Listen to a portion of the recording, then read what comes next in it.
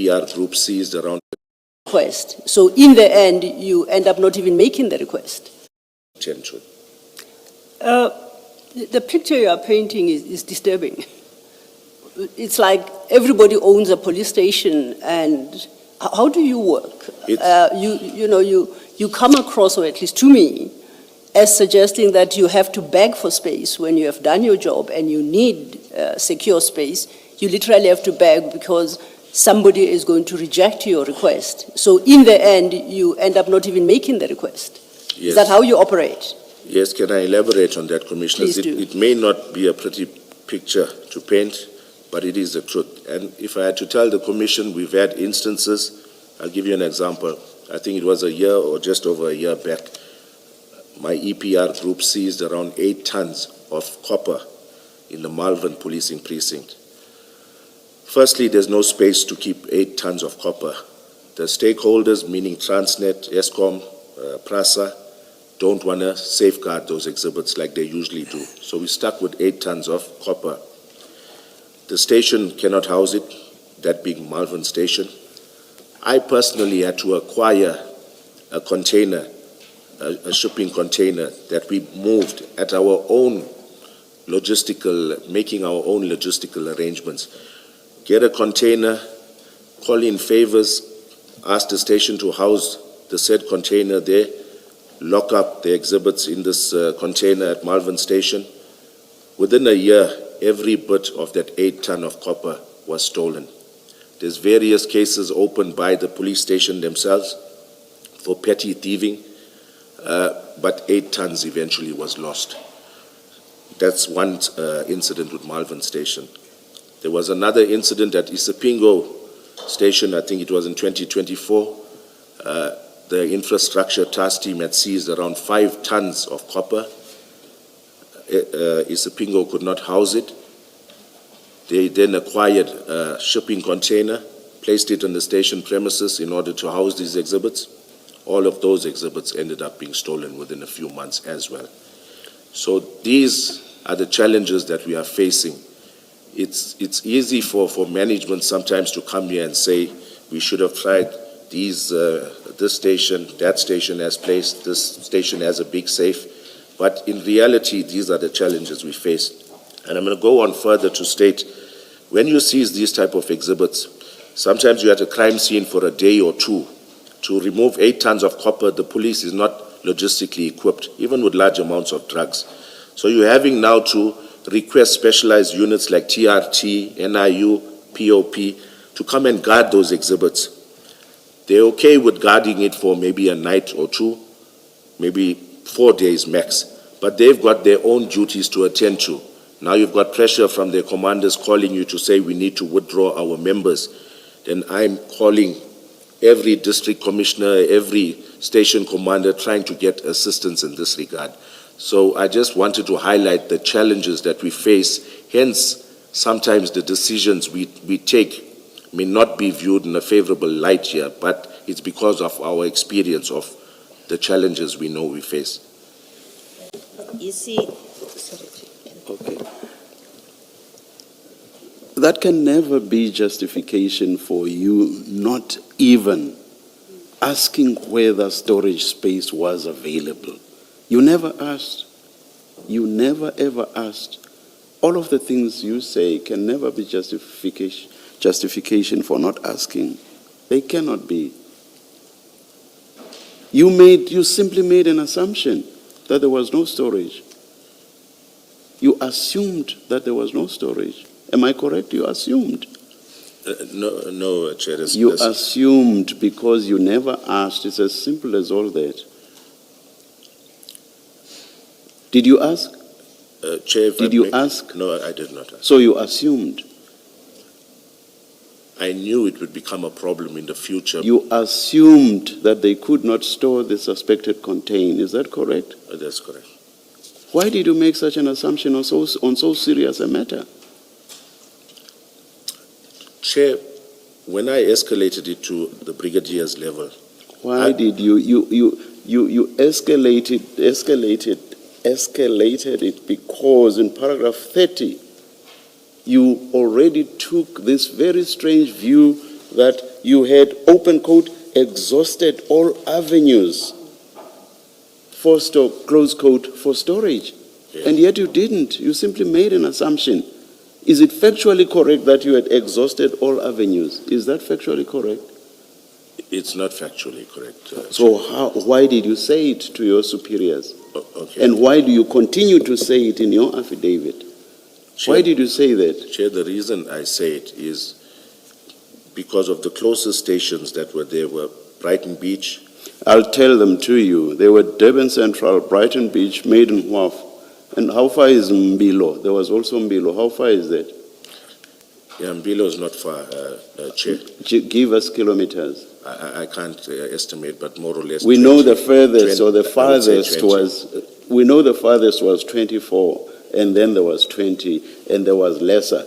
Yes, That's about the three we spoke about yesterday. yes. So Mbilo, would you say, is within the 24 downwards also? I would say so, Chair. So we're basically talking four, and in respect of all four, you simply made an assumption, and you've incorrectly stated it as a fact that you had exhausted all avenues. How could you say you had exhausted avenues when in fact you simply made an assumption? Yes, I did. But Chair, if I may just explain about even Mbilo station, right? I'll give you a practical example, Chair. Maybe it will help shed some light. I think it was 900 and something kilos that were seized in their area. And I think it was the very next day that somehow the lab took reception of these exhibits. But those exhibits as well were stored in an unused cell, a single bricklayer cell. That's nearly 1,000 kilograms of cocaine in a single cell. And the station could only accommodate it for a limited period of time. That is why those measures were taken, and somehow the lab managed to accommodate, and it was sent within a short while to the FSL in Pretoria. So I'm saying... For argument's sake, let's leave out Mbilo and look at Durban Central, Brighton Beach, Maiden Wharf. For all you knew at the time, they could well have had space. Chair, I knew Durban Central. You did not know for a fact that they did not have space, did you? I knew they were complaining about our exhibits. No, I'm not talking about complaining. Yes. You did not know for a fact that they did not have space. I did not phone them to inquire, Chair. And yet you say you had exhausted all avenues. So it was incorrect to say you had exhausted all avenues.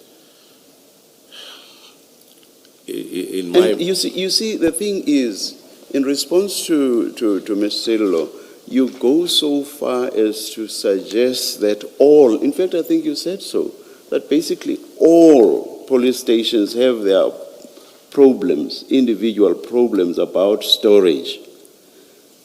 Do you want me to tell you what's very strange with that proposition or that statement? Yes, Chair. Look at what you say in the very paragraph 30 I've referred you to. You say that Brigadier Nyuswa should then secure a storage location for the drugs. He would have had to secure that storage space from somewhere. Yes. And what did you expect that somewhere to be? A police station, not so. A police station, not so. Yes. So how could you give this response that you gave to Ms. Sidlo then? A response that suggests that there are difficulties with all police stations. He could not have gotten the space from outer space. Yes. No, So what point were you making then? Okay, Chair, I think maybe I didn't word it correctly as well. I'm going to add this, but at my level as a colonel, and at that stage as a lieutenant colonel, there's only so much that I can do to escalate this challenge. Obviously, any station commander or district commissioner won't hold my opinion in that high regard, or my request, won't take it as seriously as they would take it if they were engaged by, let's say, my brigadier, my provincial commander. But you would only get to that if you have seriously done the groundwork, or rather worked the groundwork that needed to be, or done the groundwork. High premiums? We'll beat your premium or pay you the difference of up to 2,000. Did not even do that groundwork You worked on an assumption. You did not inquire whether space was available, at least at these 3 police stations. I will not mention their names again. You did not even do that groundwork. So it does not even rise to the level of you having to rely on a senior who can better pull strings than you can ever hope to. You know, It does not get to that level. yes, Chair. And I think, I'm going to say this honestly as well, maybe I wanted my brigadier to bear that burden where he's being inundated with calls from that said station complaining that we need these exhibits to be removed. So you lied to him. You said you had exhausted all avenues. I didn't lie. You lied because you've accepted that you had not. You had not exhausted all avenues. I put the decision on him, Chair. You lied when you said to him you had exhausted all avenues. Was it true that you had? In my mind, Durban Central was out and Was right beat it on it. true, factually, that you had exhausted all avenues? You've already said you had not. Yes, You've already said you had not, correct? yes. So you lied to him when you said you had exhausted all avenues. Do you agree? It's as simple as all that. I'll have to You agree? I'll have to agree, Chair. But I Thank think it's you. a strong word to say lied, but... Is it true? Is it true?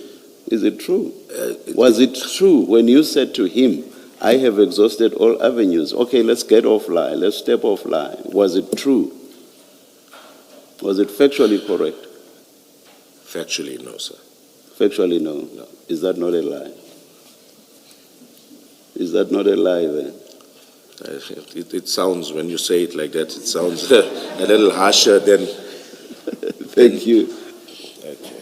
Okay. Yes, Commissioner. Ms. Silla, still on this, sorry. That decision to move to Isipingo police station, it is a